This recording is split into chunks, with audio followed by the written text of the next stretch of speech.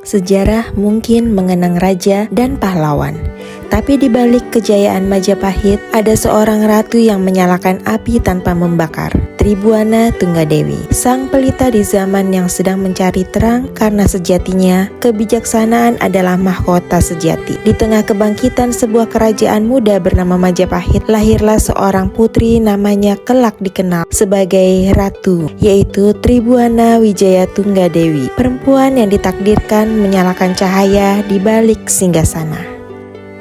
Tribhuwana lahir sekitar awal abad 14 Masehi di Istana Majapahit, perkiraan di tahun 1300 hingga 1309 Masehi. Nama lengkapnya adalah Dia Gitarja, putri dari Raden Wijaya, pendiri Kerajaan Majapahit, dan Sri Gayatri Rajapatni, yaitu putri Raja Kertanegara dari Singasari. Memiliki adik kandung bernama Dia Wiyat dan kakak tiri bernama Jayanegara. Dengan demikian ia memiliki dua garis legitimasi, Singasari dari ibunya dan Majapahit dari ayahnya. Dari ayahnya, Majapahit sebagai simbol kekuatan baru pasca runtuhnya Singasari, dan dari ibunya Wangsa Kertanegara, dinasti idealis yang membawa pengaruh Buddhisme, Tantrayana, dan konsep Raja Dewi. Artinya sejak kecil ia tumbuh di tengah dua dunia, kekuasaan politik dan nilai spiritual yang mendalam. Tribhuwana Tunggadewi tumbuh di bawah bimbingan ibunya Gayatri Rajapatni, seorang bangsawati yang memilih jalan kebijaksanaan. Dari sang ibu, Tribhuwana belajar tentang filsafat, agama, dan kesunyian, tentang bagaimana kekuasaan bukan untuk ditakuti tapi untuk dijaga dengan kebajikan. Walau tidak tercatat secara langsung, para putri kerajaan pada masa itu terutama keturunan Kertanegara dididik dalam filsafat dan agama, yaitu Siwa, Buddha sinkretik, dan sastra Jawa kuno. Kemudian ada kepemimpinan dan tata negara, serta diplomasi dan etika istana. Ibunya Gayatri Rajapatni dikenal sebagai perempuan bijaksana. Dari Gayatri inilah Tribhuwana belajar dengan nilai kepemimpinan yang berlandaskan kebijaksanaan, bukan hanya kekuasaan. Tribhuwana lahir dari darah yang pernah mengguncang tahta, tapi justru menulis babak paling damai dalam sejarahnya. Sebagai putri kerajaan yang berpotensi menjadi pewaris, Gitarja dibesarkan dengan nilai prasada atau disebut keteguhan, upaya pengetahuan dan strategi, siwi atau dedikasi terhadap rakyat. Ia terkenal cerdas, tegas, dan memiliki karisma kepemimpinan, sifat yang kelak membuatnya diterima luas oleh bangsawan dan pejabat istana. Ia tumbuh bukan untuk menaklukkan, tapi untuk memahami makna menjaga keseimbangan antara kuasa dan kebajikan.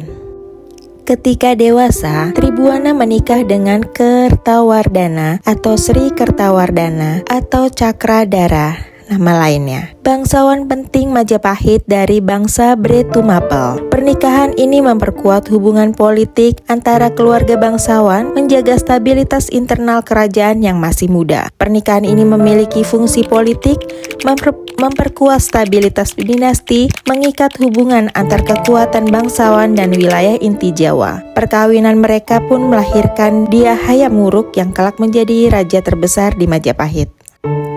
Saat Majapahit kehilangan rajanya, suasana istana berubah menjadi sunyi yang penuh tanya. Gayatri Rajapatni, pewaris sejati tahta, telah menjadi biksuni. Ia tidak bisa memerintah, maka ia menunjuk putrinya Tribhuwana untuk memimpin atas namanya, bukan karena garis darah semata, tapi karena kebijaksanaan yang ia lihat di mata putrinya. Namun setelah ayahnya Raden Wijaya wafat, tahun naik tahta di tahun 1328 Masehi, perkiraan dari menurut sebagian para ahli, Majapahit sempat mengalami periode suksesi rumit, di mana Raja kedua Jayanegara naik tahta, yang sebelumnya beliau tidak memiliki keturunan. Setelah Raja Jayanegara wafat tragis atau kakak tirinya ini, Majapahit mengalami kekosongan kekuasaan. Sejak naik tahta, ia memakai gelar agung, Tribhuwana Wijaya Tunggadewi, yang berarti dewa kemenangan yang menguasai 3 dunia. Ini bukan gelar simbolis, ini adalah menandakan legitimasi spiritual Raja Dewi ala Singasari. Dalam prasasti, Tribuana sering disebut yang memerintah atas titah ibunya Sang Raja Patni. Langkah ini bukan sekedar keputusan keluarga tapi keputusan strategis. Gayatri tahu bahwa Majapahit membutuhkan pemimpin berwibawa, tenang dan cerdas, bukan hanya pewaris darah semata. Tribuana memenuhi semua itu, berilmu, berkarisma dan diterima di kalangan bangsawan serta rohaniwan. Ia juga bergelar Bre Kahuripan, yaitu adipati wanita dari Kahuripan. Pada masa pemerintahannya menjadi masa paling stabil dalam sejarah awal Majapahit. Tribuana memimpin bukan dengan pedang, tapi dengan visi. Ia menunjukkan Gajah Mada sebagai Mahapati. Di bawah kepemimpinannya, Majapahit menaklukkan Bali, menguasai lautan, menguasai rempah dan menegakkan nama Nusantara di peta dunia. Sumpah Palapa adalah ikrar penyatuan Nusantara. Tribuana memberi kepercayaan penuh kepada Gajah Mada, sebuah keputusan yang mengubah sejarah Asia Tenggara. Kadang kebesaran bukan milik yang menuntaskan, tapi milik yang berani untuk memulai. Ada kalanya pemberontakan pun terjadi, seperti pemberontakan Sadeng dan Keta, di mana menurut negara Kertagama, Tribuana ini memerintah didampingi oleh suaminya Kertawardhana di tahun 1331. Tribuana menumpas pemberontakan daerah Sadeng dan daerah Keta. Menurut kitab Pararaton, terjadi persaingan antara Gajah Mada dan Ra Kembar dalam memperebutkan posisi panglima penumpasan Sadeng Keta. Maka Tribuana pun memutuskan dirinya sebagai panglima perang yang menumpas pemberontakan Sadeng Keta didampingi oleh Gajah Mada, Ra Kembar dan sepupunya Aditya Warman yang pada saat itu menjabat sebagai Werda Mantri atau Perdana Menteri. Kisah dari ekspansi Majapahit. Dalam pemerintahan Tribuana ini terkenal sebagai masa perluasan wilayah atau ekspansi di Majapahit ke segala arah yang dipimpin oleh Gajah Mada sebagai pelaksana Sumpah Palapa. Pada tahun 1347, Aditya Warman yang masih keturunan Melayu ini dikirim untuk menaklukkan sisa-sisa kerajaan Sriwijaya dan kerajaan Melayu yang kemudian menjadi Uparaja atau Raja Bawahan. Ekspansi teritorial di bawah pemerintahannya, Majapahit menaklukkan atau menundukkan Bali, Nusa Tenggara, Palembang, Tumasik atau sekarang Singapura, kemudian Kalimantan Barat dan Timur, Sulawesi bagian selatan, dan Kepulauan Maluku, yaitu hubungan rempah, pala dan cengkeh. Ini menjadi fondasi imperium maritim terbesar Nusantara sebelum era Hayam Wuruk. Dampak kelam dan bayangan pemerintahan. Meski era emas ada sisi gelapnya, ekspansi Gajah Mada menyebabkan peperangan di beberapa wilayah. Sistem kerja rodi dan pajak meningkat. Perlawanan lokal muncul di beberapa daerah taklukannya. Rakyat kelas bawah tidak selalu merasakan kemakmuran yang sama. Namun ini adalah dampak struktural kerajaan agraris maritim pada zamannya, bukan keputusannya secara pribadi.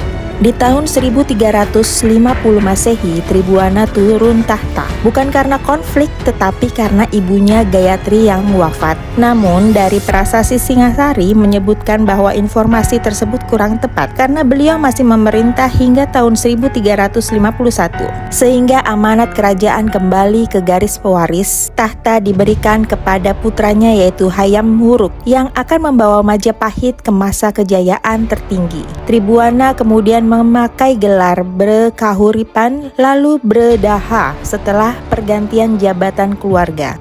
Setelah tidak menjadi ratu, Tribuana terlibat sebagai tokoh penting keluarga raja, kemudian menjadi penasehat bagi Hayam Wuruk dan masih berperan dalam keputusan besar istana. Ia dihormati sebagai ibu negara dan permata wangsa Raja Patni. Bagian tahun kematian dari Tribuana. Tidak diketahui dengan pasti kapan tahun kematian Tribuana. Menurut Pararaton hanya memberitakan Bre Kahuripan tersebut meninggal dunia setelah pengangkatan Gajah Enggon sebagai patih di tahun 1371. Menurut Pararaton, Tribuana Tunggadewi juga didarmakan dalam Candi Pantarapura yang terletak di Desa Panggih, dan sementara suaminya yaitu Kertawardhana Bre Tumapel meninggal di tahun 1386 dan didarmakan di Candi Sarwa di Jayapurwa yang terletak di Desa Japan. Setelah beliau wafat, beliau dikenang sebagai Ratu Penyatu Wilayah, dicandikan sebagai penitis Dewi dalam tradisi Siwa Buddha.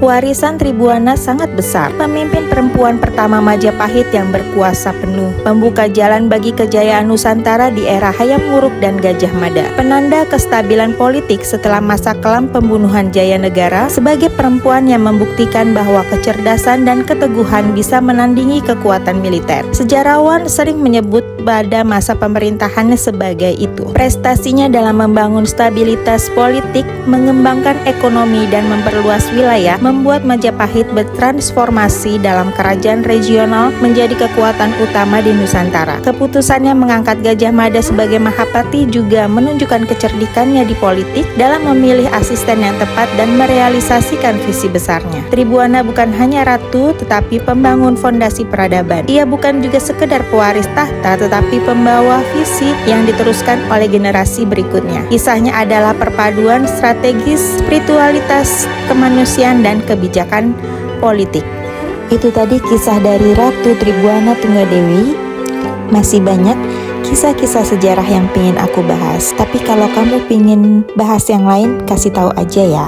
Nantikan kisah-kisah sejarah lainnya di sini. Sampai ketemu lagi.